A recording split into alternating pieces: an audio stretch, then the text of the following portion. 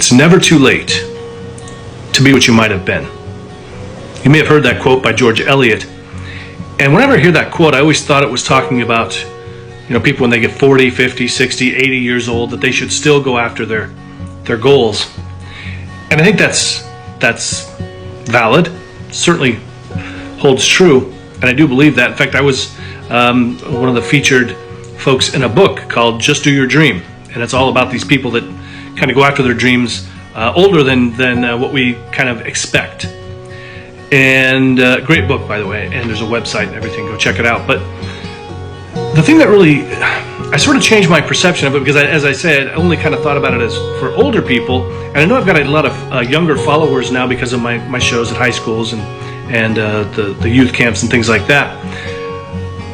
I was doing some shows out in Arizona recently, and I did a school show, and afterwards a bunch of students came up to talk to me, and one of the girls, she introduced herself saying that they're from the theater department, and they had some questions about performing, and their big question was, what happens if nobody gets hypnotized? Well, fortunately that doesn't happen very often.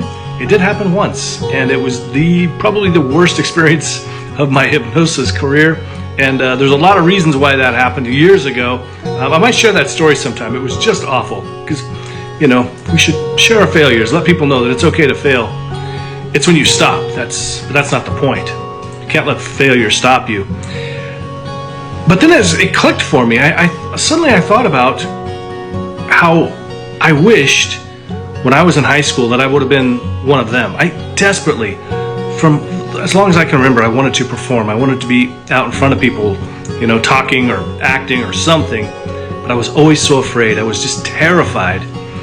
And so even if you're in high school or younger, and you're thinking maybe it's too late, because that's what I thought. I was like, well, a lot of these kids, they started back when they were much younger, so they're going to be a lot better than me. And of course they would be. They had more experience.